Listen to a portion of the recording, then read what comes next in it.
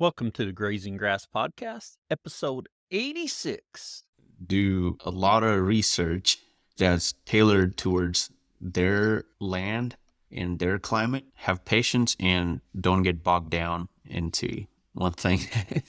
You're listening to the Grazing Grass Podcast, helping grass farmers learn from grass farmers. And every episode features a grass farmer and their operation. I'm your host, Cal Hardage. You're growing more than grass. You're growing a healthier ecosystem to help your cattle thrive in their environment. You're growing your livelihood by increasing your carrying capacity and reducing your operating cost. You're growing stronger communities and a legacy to last generations. The grazing management decisions you make today impact everything from the soil beneath your feet to the community all around you. That's why the Noble Research Institute created their Essentials of Regenerative Grazing course to teach ranchers like you easy-to-follow techniques to quickly assess your forage production and infrastructure capacity in order to begin grazing more efficiently. Together, they can help you grow not only a healthier operation, but a legacy that lasts. Learn more on their website at noble.org/grazing. It's noble.org/grazing. Be sure and listen in the upcoming events for grazing courses coming near you. On today's episode, we have Nitesh Sakpal. He is a beginning rancher in northeast New Mexico. Nitesh had contacted me to suggest some potential guests for the podcast. And I said, what about you coming on? He says, they are just starting out. And my response to that is, it's great to hear from people all along their journeys, from beginners to those experiences done it for decades. Nitesh is just a beginner, and he shares about his journey to where he is now and some struggles he's had and what they're doing and what they're planning to do. And I really appreciate Nitesh coming on and being brave enough to share, because we've all been beginners, or if we're not a beginner yet, that's because we haven't started. And anytime we start, there's going to be hurdles. There's going to be challenges. There is a learning curve. Nitesh, I really appreciate you coming on, and I think you'll enjoy it. Before we talk to Nitesh, 10 seconds about my farm. So I have an experiment going, and I think I mentioned it a few episodes back. I weaned a few calves. In fact, when we had discussed before about the pregnancy results that were unsatisfactory for me, not as good as I wanted, what I went ahead and did, due to a few factors. One, the cows being open, not breeding back for whatever reason, and my fall stockpile did not grow as good as I had planned on it, so it was going to cause me to feed more hay. So I went ahead and I weaned calves off of those cows. And by weaning them, it gave me an opportunity to try bonding my calves with some hair sheep. I've read where they bonded hair sheep and cattle together using mainly young stock, and then you're able to run them together, and those sheep will stay with the cattle. And that's what I'm trying. I have them in the corral. Well, I say that. I had them in the corral to start out, and I put a donkey in there, and I have a goose. I've got a few geese, and I have a goose that stays with them. So I left them in the corral for a little while. I'd moved them out on pasture now, and I'm moving them in electro netting and keeping the overall size of the pen pretty small, just to help in that bonding. And I've also introduced my goats into that pen. We'll see how it goes. My goal is that I can run that flood on leased land without a dog. My big concern is predators. With doing this, I'm hoping the sheep hang out with the cows. I do have that donkey in there for some predator control as well. And we'll see how it goes. And right now, The goose is in the electronet with the other animals. Anyway, I will be keeping you updated. I'll let you know how it goes. But enough about that. Let's talk to Nitesh. Nitesh, we want to welcome you to the Grazing Grass podcast. We're excited you're here today. Thanks a lot, Cal. I am super excited to be here. I listen to your podcast pretty much every week on my way to work sometimes, but I'm excited to be here. Wonderful. And thank you for listening. Nitesh, can you tell us a little bit about yourself and your operation? Well, my name is Nitesh Sakpal. Originally I'm from India. I moved here to go to school. I'm an engineer by profession. I have an engineering job apart from this full-time job. We live in Coy County, which is in northeastern New Mexico. And the closest town to us is Tucumcari, New Mexico, which I'm sure people know of because it's right along Route 66. And it's one of those neon lights town that a lot of people stop by for still. But yeah, so me and my partner, we live here now, and we had to move back after COVID happened. We lost a family member, and we decided to move back and take care of the land and start our own business in a way. Very good. Sorry about your family member. You said you moved back there. So are your parents in the United States? No, sir, I am here by all by myself, but it's mostly my partner's family, and they pretty much are family. Well, they are family, but So first off, where did you go to school? So I guess college is what brought you here? yeah, I went to school in Nebraska. Go Big Red. Oh, yes. As a former Big Eight foe, I'm not a big Nebraska fan. Go Pokes. And just, well, I was going to say the Pokes made it to the Big 12 championship, but by the time this airs, that'll be old history. And I may not want to talk about that game at that point. You went to Nebraska, and then what brought you to New Mexico?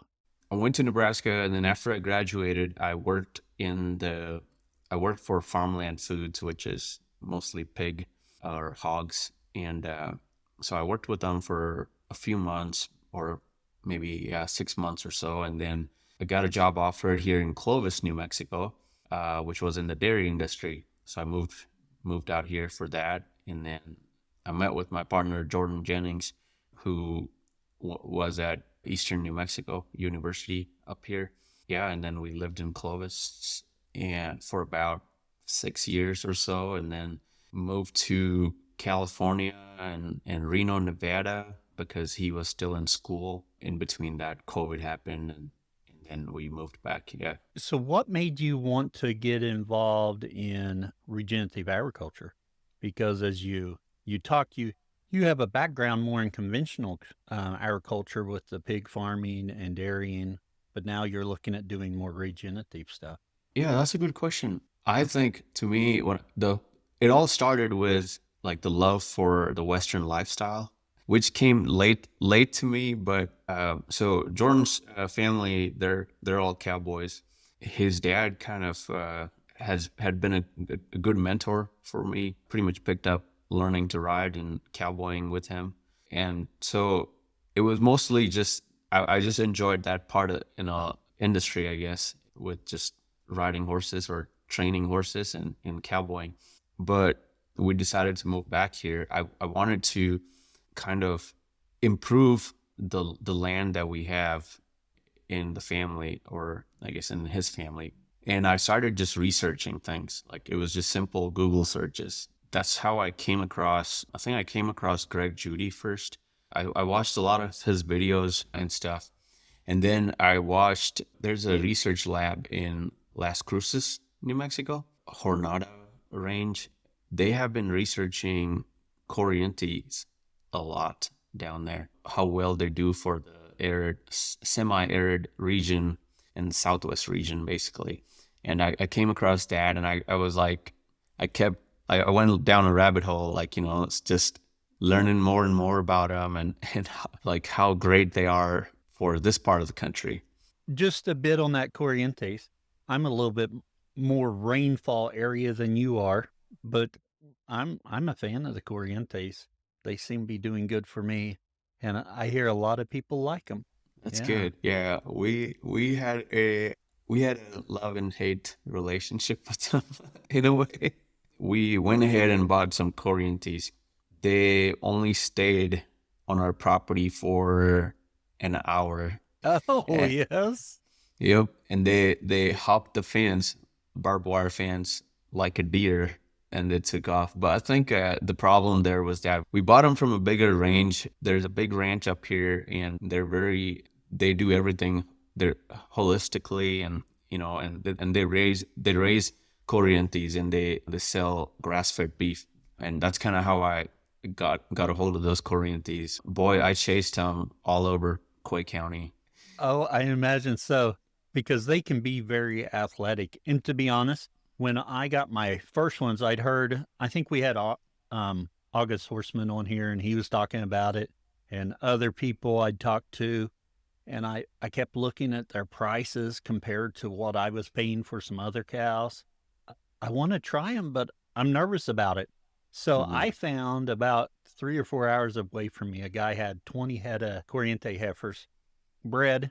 So I drove down there and looked at them, talked my wife into going. So it probably cost me lunch and supper. Anyway, went down there and looked at them because I'm like, I told her, if they're crazy, I'm not interested, but I'll just go down and look. And I was shocked by how calm these were. And Hmm. so I made a deal and purchased them, and he delivered them for me a few weeks later. And I pinned them up, and I started training them to electric fence, and I got them pretty well trained. And then I started my rotations with them, and there was some difficult times for me at the beginning, and I ended up selling, I would say 2 or 3, because they did not feel like a poly braid was enough of a fence for them to stay somewhere. So I identified those individuals and took them to the sale barn and took a loss on them. But what it did, the ones I kept, they're all great with my fence, and they're so calm. It's really, I'm just, I'm amazed at how well they've done. So when you say they hopped a fence and changed your day's plans, I can believe it. I still think they're very efficient cows, which they are. I know they are. And my partner is just no.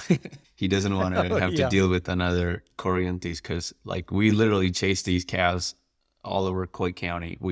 They got out, I got on the horse, we started walking them back to the house. They found another hole, took off, Oh, and yes. they were like, we have a local airport close by, and they got on there. They were on the Oh, runway at no. one point. It was crazy, but we finally just had to rope them and drag them into a trailer and took them. I took them back to where I got them from. Although we kept one. Oh, yes. Yeah, we kept one because she stayed in, which was Oh, yeah. very. She's a Angus cross, so Oh, okay. she has quarter of an Angus in her, but she was bred with an Angus bull. Oh, yeah. Well, on that, I get Jordan's apprehension about that after, if you guys are able to find some that maybe someone's rotating that's used to polybraid or some Hmm. calmer ones, he ought to give them a second chance. I do get that because when your day's plans change because of an animal or two, I'm usually not a very big fan of those animals then because I had other things planned. So you kept that one. Did you buy some more cattle, or do you already have some cattle there?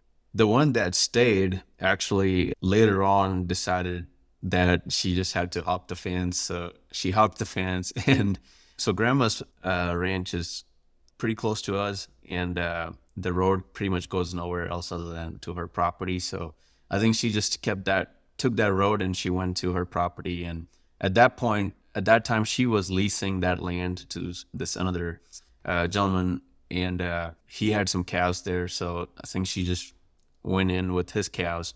We tried to bring her back, but it was too much to, sort one cow out of his big herd. So grandma already named her Grace, and so she wanted her to stay there. So she's been there now. But and now we're leasing that property. After that, I still hadn't given up on Corrientes at that point. So I was still looking for, somewhere to buy the Corrientes from. And then I was in touch with New Mexico State because a lot of times they bring cattle in and, they feed them and do the research on them. And so I was trying to see if I can find some from them, which had a lot more people interaction. So I went up to Clayton, New Mexico. I got in touch with the professor up there. He told me to come up there and look at the cows that they have. And he told me, you're free to pick whichever you want from here, but you should come and check out my cows too. And I was like, okay. And he raises Gelbviehs up there. Oh, yes. They use them for some research work up there at the lab. When I went out there, boy, those cows were so calm, and they were Oh, they were yes. almost like Yeah. pets. I pretty much fell in love with them, to be honest, with the red ones. And so I kind of ditched the plan of buying the Corrientes from New Mexico State, and instead I went ahead and bought the balancer bred heifers from him. Nitesh, what is a balancer? Yeah, so the balancer is a Gelbvieh crossed with red Angus. Well, if they're red. So these were red Gelbviehs crossed with red Angus. And I think there's a percentage that goes from 25 to 75, maybe. So if it has the Gelbvieh 25%, it's still considered a balancer, if I'm not wrong. And so I bought those balancer bred heifers from him, and they've been doing good so far. So how long ago was that when you purchased them? I bought them. That was last October, I want to say. Oh, yes. Have they calved for you yet? Yeah, we had all except one did not calve. I contacted the professor up there and told him, like, man, I thought I bought this one bred. And he said that the vet didn't do a good job of screening them, I guess, checking them, because a lot of the ones that he said were open turned out to be bred and vice versa. Oh, yes. But yeah. That palpating them for pregnancy, the art and science of it. Not that I've never done enough to be good at it, but I have done it a little bit, and it takes some time, and depending on how far along they are, it can make a difference. So have you been pretty happy with them? Yes, I think we're pretty happy with them. We really enjoy. They're very calm to work with, and now, like, I truly believe that the traits are heritable, because the calves that they have had are the same way. Like, they're very calm. I can getting them into the chute for the first time was not an issue at all. And again, with the Corrientes though, they just that one that we have and her calf, man, he still gives us a little bit of problem. But yes. But no, I'm happy with the balancers. We did, or I've talked about this on the podcast. My dad, for a long time, he ran limousine cows, and that's still the basis of his herd. But when we first started thinking we wanted to move outside of limousine, we looked at Gelbvieh because of some shared history there of the breeds, and they've just gone down a little bit different paths. And we did buy a Gelbvieh bull, I want to say out in Enid, Oklahoma. We drove out there and purchased one, and really liked his disposition. And he worked for us. I don't think we ended up with many heifers out of him, in that they'd be half Gelbvieh, half limousine, which I'm not quite sure why that happened. But I thought he was good. It just didn't work out in Dad's herd, but I've always liked Gelbvieh. So I could really see combining that with Red Angus for your balancer could be a really nice cross. Now, as you look at those cows, how big would you say they are? The Gelbviehs itself, they're pretty big animals. They're a big breed. But the Red Angus crosses, our Angus bull is not, I guess, he's not as big of a bull. The heifers out of him turned out to be not as big as the Gelbviehs get. So I would say they're they're probably close to 1,000 pounds. Yeah, so I won't say, I think they're not as big. They don't get as big as the Gelbviehs or maybe the Charolais. I don't know, when you cross them.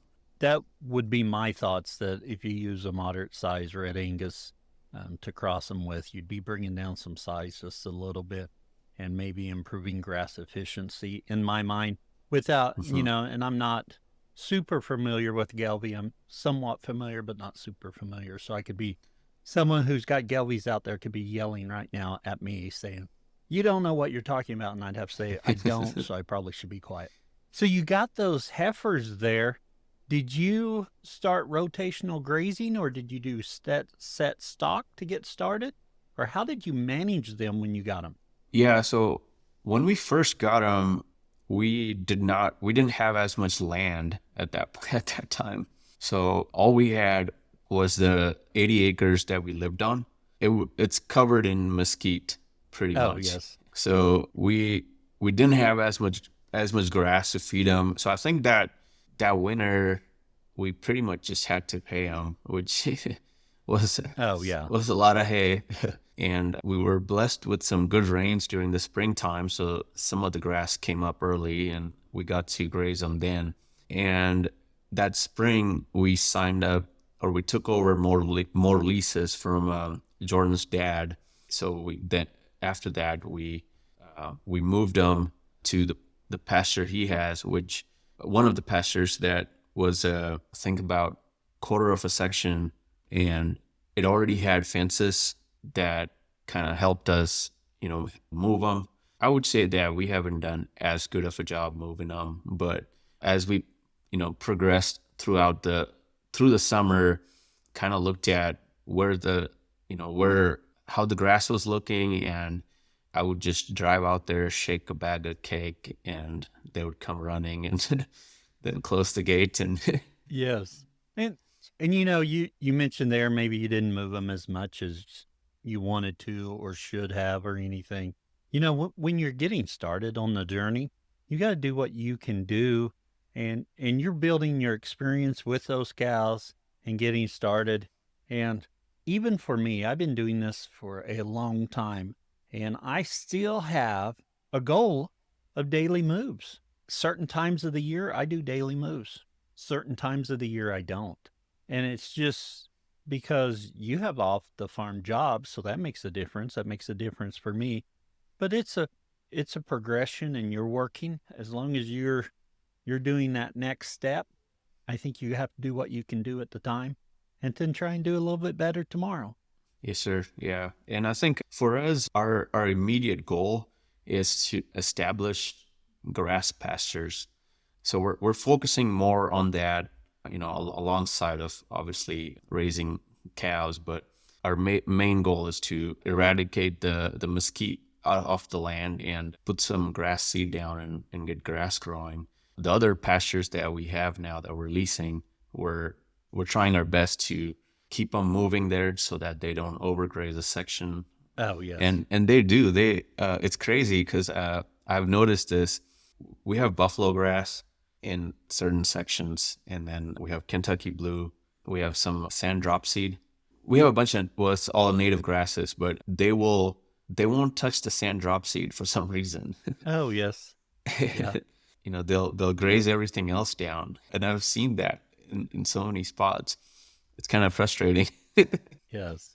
To be honest, I have not been to New Mexico. I've always dreamed of going out to Clovis, New Mexico because of the dairies out there. At least years ago, there was a lot of dairies. I assume there still are.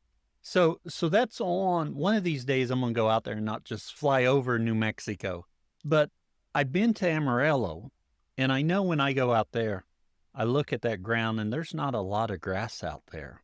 So I'm assuming you're very similar to Amarillo, or maybe not quite as good as Amarillo. Yeah, you take Amarillo and we're worse than Amarillo. How far are you from Amarillo? We're about 80 miles from Amarillo. Yeah. Oh, okay. So So yeah, not too far. yeah, Yeah. not too far. But I always tell people that we're a lot prettier than the West Texas Panhandle is, because we have a lot of mesas around, and there's the mountains kind of around us, and we're sort of in a valley here, still pretty higher up elevation. But yeah, no, Amarillo, although they do have the advantage of having Ogallala, the aquifer, there, so they're able to pump water out of there. We, on the other hand, are kind of at the mercy of rain. Although we do have irrigation water that's coming from Conscious Lake, so we do have a lot of irrigated pastures. But the water irrigation here depends on rainfall, and if the lake is full, they'll send water down. But yeah, no, we average about 17 to 18 inches maybe of rainfall.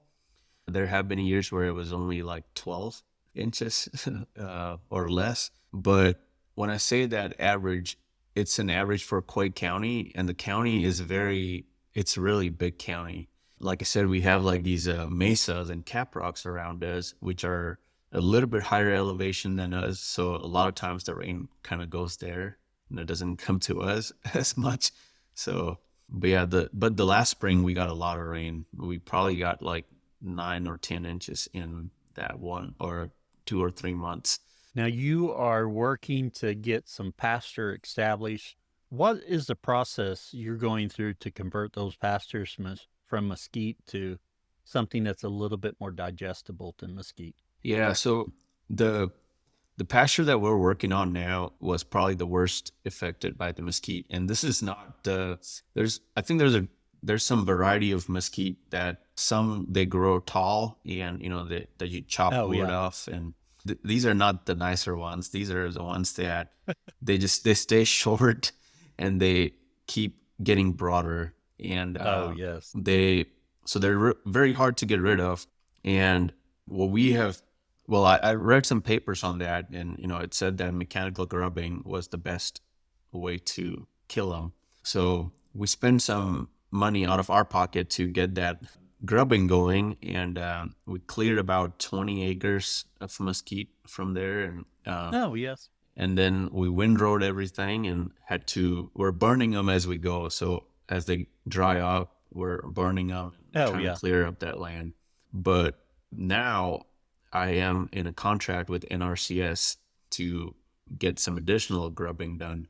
So I think that'll be very helpful. But yeah, mechanical grubbing is the best way to go. Now, when you say mechanical grubbing, is that a dozer coming in? Is that like a brush hog? I mean, it'd take quite the brush hog to mow that, but what's that look like for someone who hasn't done that? Yeah, so we have to get a backhoe in, which there's a special blade or tool that some guy in town has built, and so we have him contracted. But yeah, so he brings his backhoe, and then it's a big machine. You have to pull them to where that tap root is out, and then you have to lay them upside down when it's all done, because their roots they go pretty far down, and they're, I forget the word they use, but they basically you can't just mow them down, because they'll come back, and they come back stronger when they do that. Oh, yes. Yeah. Now, did you consider like running goats on there or anything? I have, but I just have like heard how hard it is to keep the goats in, and I actually personally I love goat meat too, so I would love to have some goats. We haven't tried that, and my other concern with putting goats out there is that we already have limited grass. I don't want the cows and goats having to compete for the grass, because obviously the goats are going to eat the grass first and then go to the mesquite. But I could be wrong about that. Yeah.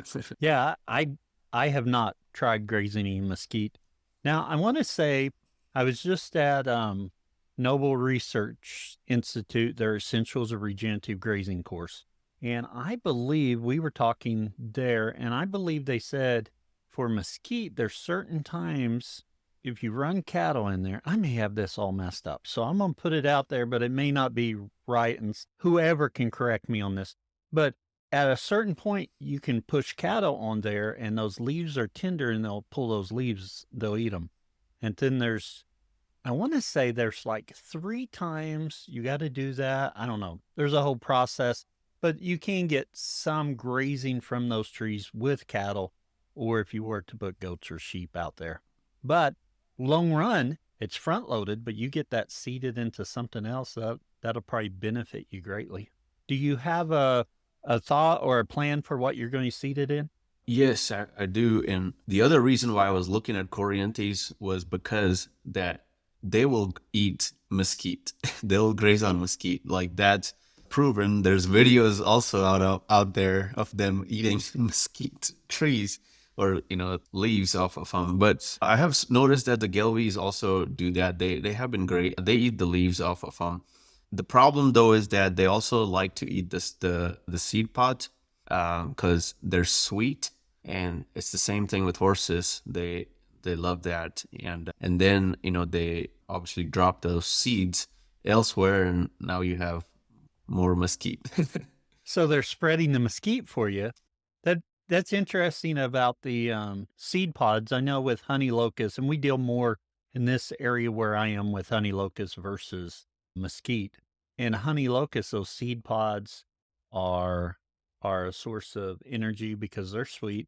And there's, I think Austin Unroute that we had on the podcast a long time ago. He talked about different varieties have a little bit, they've been bred for a bigger seed pod to provide more nutrition, which is interesting. I hadn't really thought about the mesquite like that, but that would be a potential with the downfall that they're spreading it out even further for you. Yeah, yeah.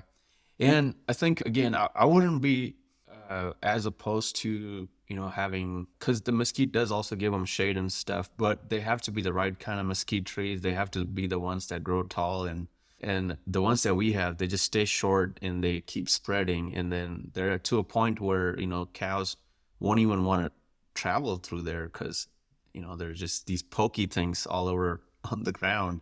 It's kind of like having small short cactus all over, and a lot of times they suck up so much moisture that nothing else grows around them.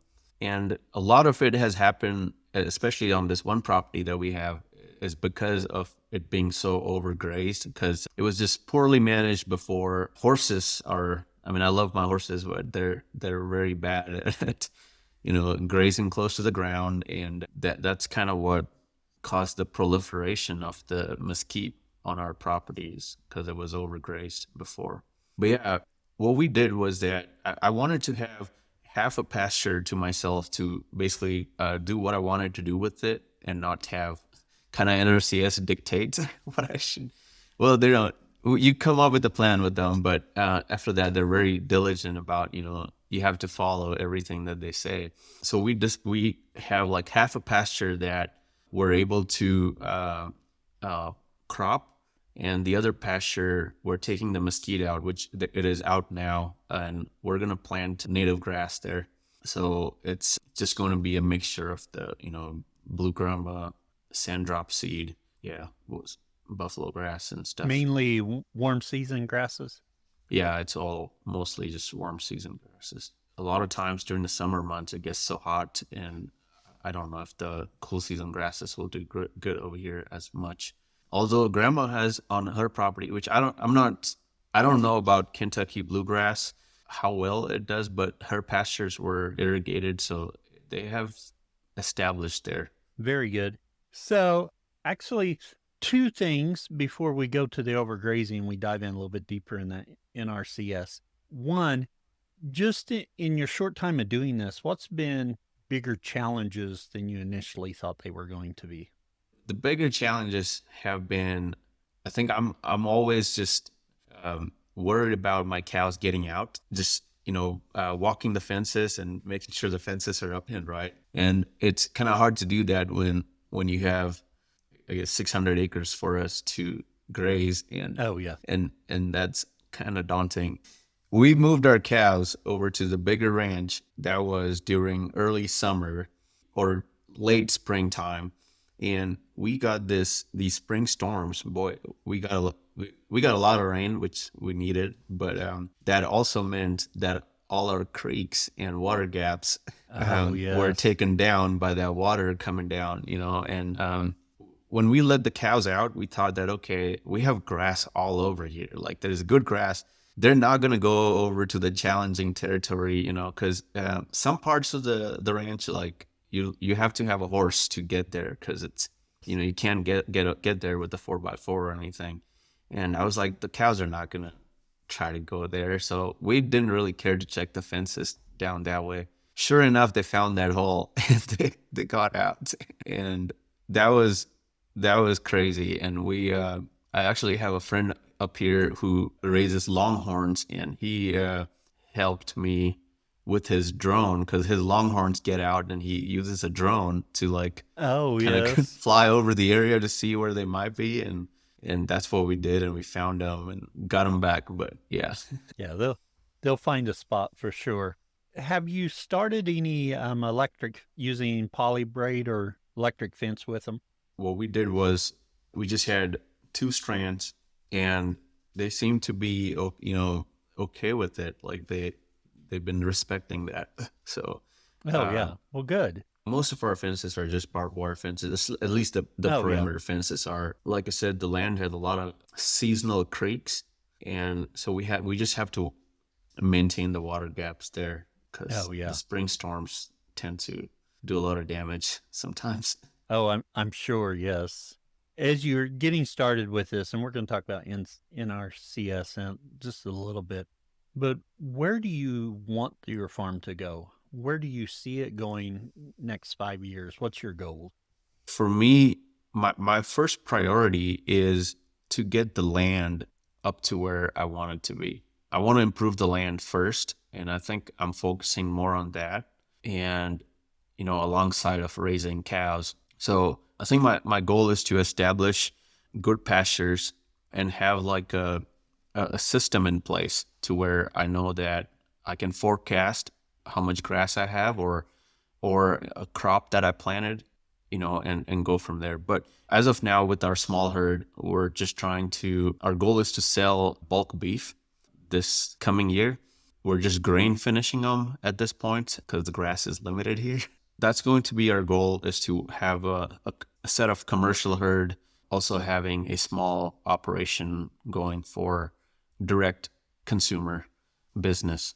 So, but before I get there, I mean, we're blessed to have the land that we have, within the family, and I know it's hard. Land is hard to come for a lot of people.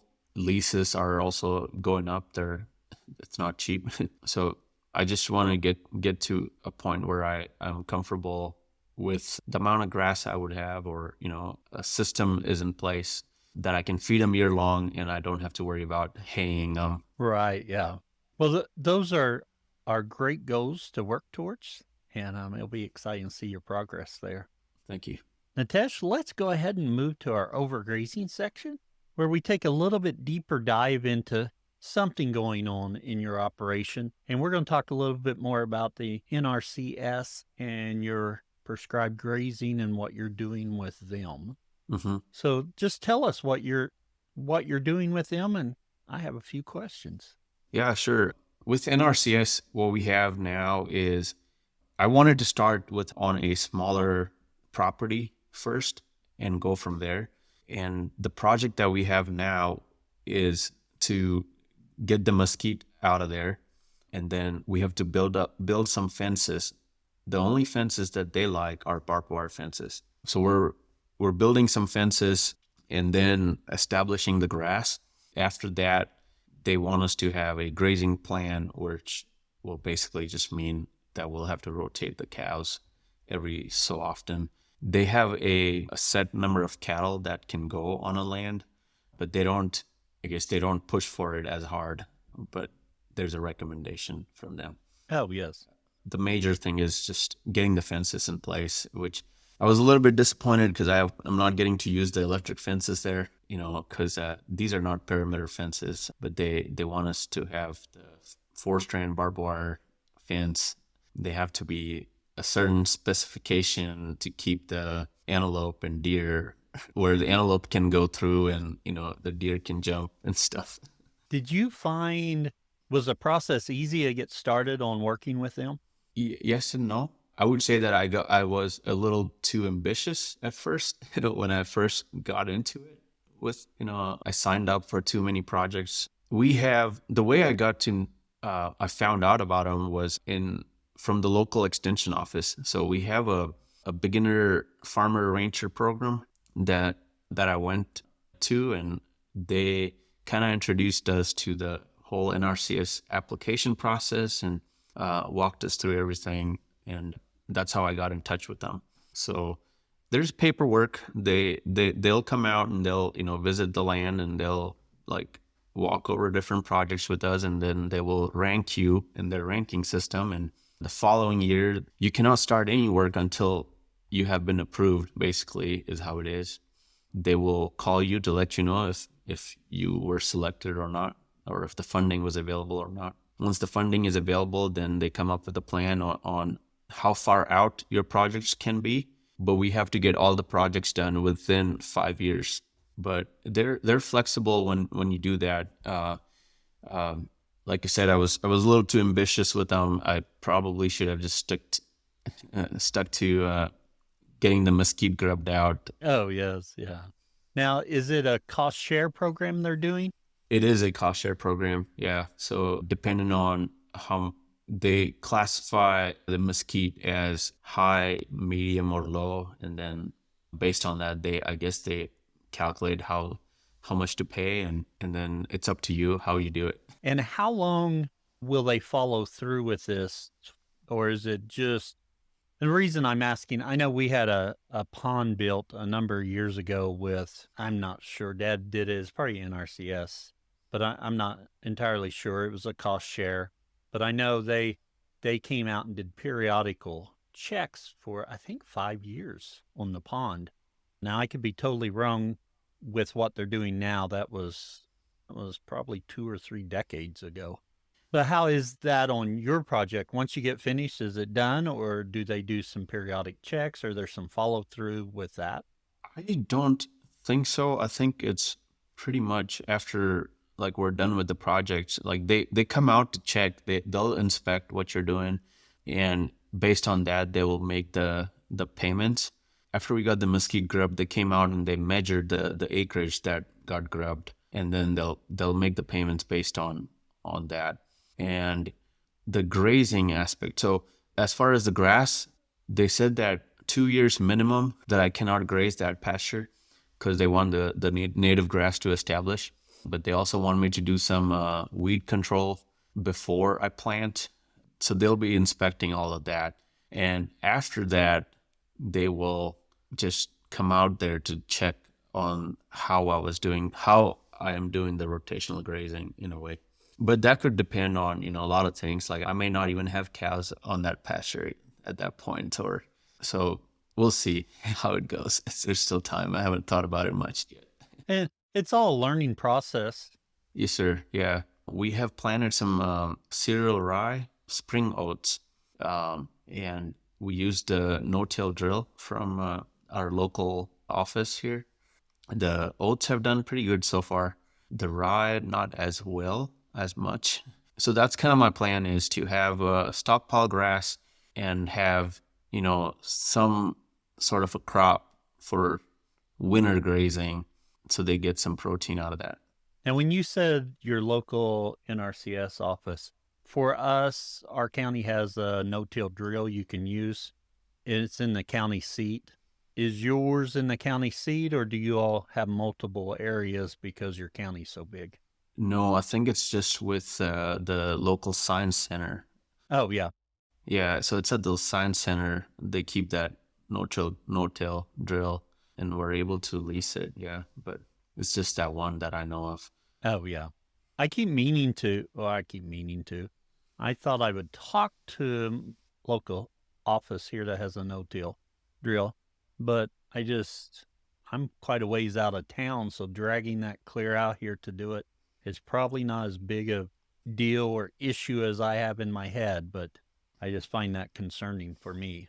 Nitesh, it is time for us to move to our famous 4 questions. Same 4 questions we ask of all of our guests. Our very first question: what's your favorite grazing grass related book or resource? I don't really read books as I should. I do like reading research articles. So a lot of times when I'm trying to find something, I'll go to our local extension office's webpage, the New Mexico State Science Center's web pages, and I'll find like articles from them, and I'll read a lot I get a lot more information out of that because it's more tailored towards us. I feel like for example, on the grass, they have an article that kind of talks about what's good for the native grasses, like when to plant them, how to control the weeds, and how to graze them. So yeah, that's kind of what I do. Just read the local offices pages. The extension offices are a great resource, and their web pages. Yes, if I need some kind of information that I think I need a little bit more specific information, I go to Oklahoma State Extension and search through the websites and find what I need. Sometimes it gets kind of dense to find what I need, but I like going there and reading their fact sheets. A little bit different, but it works. Sometimes it does get a lot more technical in a way too. And but I'm in touch with the professors up here, and they're pretty quick to respond. Like I'll just text them something, and they'll let me know what they think I should do, and so that's kind of helpful as well. I do watch a lot of Greg Judy's videos from time to time. It's pretty interesting, like how they have their setup up there. I just find it difficult to kind of apply that to my operation as of yet, at least. Yeah, and they're in that fescue belt, and those pastures look a little different than yours, but there's certain principles there that hold true. Yeah, I get that. I enjoy watching those videos as well. I watched one earlier about their freeze-proof trough that I hadn't actually. Two things on that stuck out to me, and I'll just go ahead and add this in. He purchased a fitting with a MegaFlow float from Russ Wilson. It has a spigot on the side so that it'll run a little stream and you can keep the stream running, which I thought's a great idea. But I didn't even know Russ Wilson had anything that he sold on his website, so I went and looked at that earlier and thinking I need to save up money.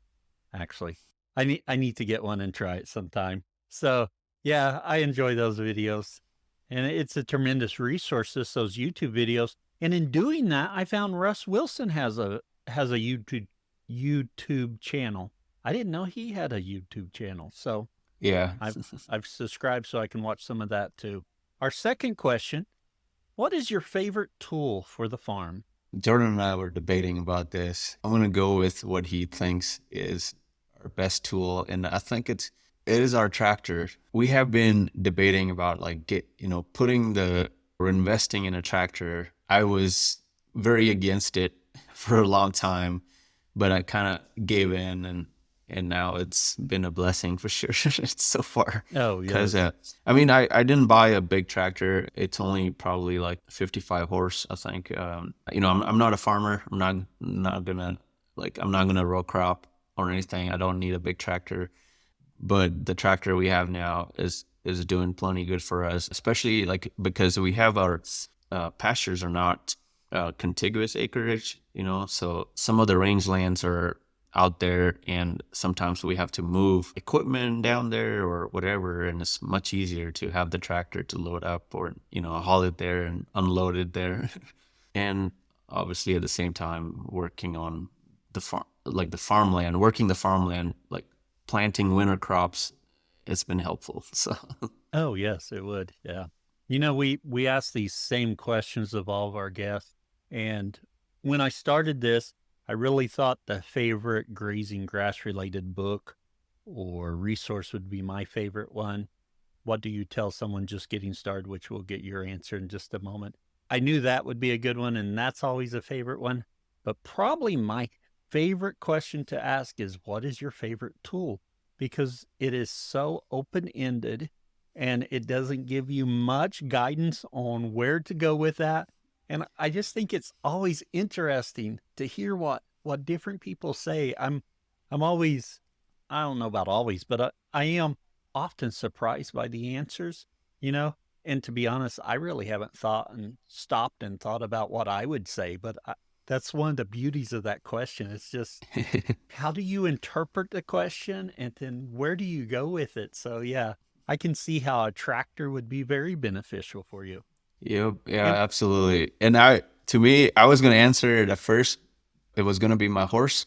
Like I said, there's parts of the ranch that it's hard to get there. And, it helps having a horse, and I can be horseback and, just ride along the fences to check the fences are good. Sometimes when these cows or heifers calf, and they like to hide them behind some stupid mesquite bush, and it's hard to find them. And it's easier to get on a horse and, have a good view from the top. Our third question, what would you tell someone just getting started?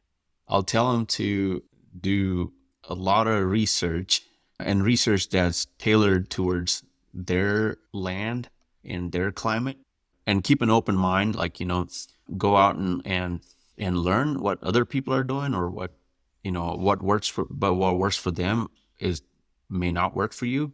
So do that. Look for research that's more unique to them or more applicable, and have patience and don't get bogged down into one thing. Yeah. Patience. Sometimes, I was just talking to someone the other day about this. I get stuck on the details or the individual trees when I should be just looking at the forest, I do that a lot with a lot of things. Like I still do it, and Jordan's more like it'll be fine. Don't what, don't Yes. get into the weeds right away. Right. Yes. It's we're slowly building up to it. We're not going to get there at day one. So Right. Yeah.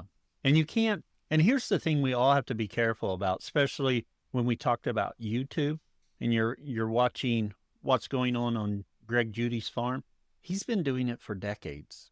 So we have to remember when we're looking at his, we don't want to get discouraged by looking at where we are.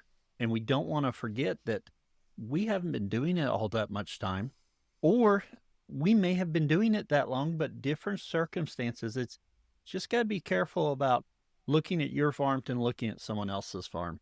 Much more important is to look at where you were a year ago, where you are now, and where you're going in a year, comparing those to yourself. And lastly, Nitesh, where can others find out more about you? So we do have an Instagram account now, and it's just _ranch. But yes, that's all we have for now. Our goal is to establish a website and stuff eventually, but for now we're keeping everything just local. Or find me on Facebook. And we'll post the link in the show notes. And Nitesh, I really appreciate you coming on and sharing.